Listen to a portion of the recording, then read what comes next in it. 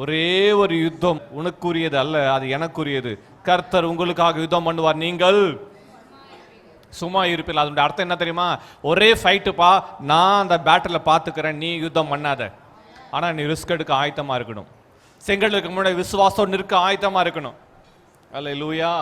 அங்கே ஒரு கூட்டம் முறுமுறுத்து கொண்டிருக்கு. ஒரு கூட்டம் மோசே கிட்ட வந்து, மோசே நாங்கள் அப்போவே சொன்னல எகிப்திலே விட்டுரு, அங்கே வெங்காயம் வெள்ளைப்பூண்டு எல்லாமே இருக்குது, அப்படியே வாழ்ந்து ஏதோ வந்தோமா சாப்பிட்டோமா செத்தோமா இருந்துருவோம்ல, எங்களை அங்கே விட்டுடு, எதுக்கு எங்களை ப்ராமிஸ் லேண்டு வாக்குத்த தேசத்தை எதுக்கு நடத்துற?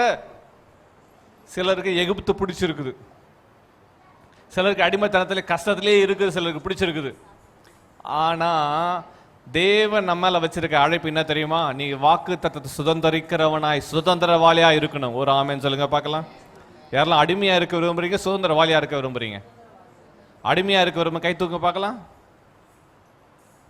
ஹேண்ட் டு மவுத், சம்பாதிக்கிறது சாப்பிட்றது, சம்பாதிக்க சாப்பிட்றது, அப்படிதான் இருக்குது.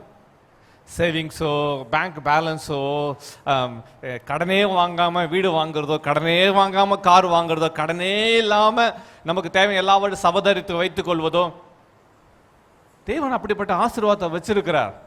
அதை நம்ம கண்கள் பார்க்காததுனால நாம ஒரு திட்டம் பண்ணி இப்படியே வாழ்ந்துட்டு இருக்கா, இப்படி இருக்கா, எதிர்காலத்தில் அவங்க பார்த்துக்கிட்டோம், என்னால் முடியுது தான் செய்ய முடியும் என்று வாழ்ந்து கொண்டிருக்கிறோம். கர்த்தருடைய திட்டத்துக்கு பாதையில், கர்த்தர் வச்சிருக்க பாதையில் நீங்கள் நான் செல்ல வேண்டும் என்று கர்த்தர் விரும்புகிறார். ஒரு ஆமேன்னு சொல்லுங்க பார்க்கலாம்.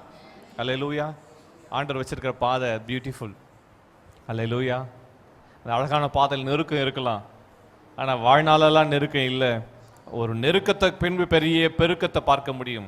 ஒரு ஆமேன்னு சொல்லுங்க பார்க்கலாம்.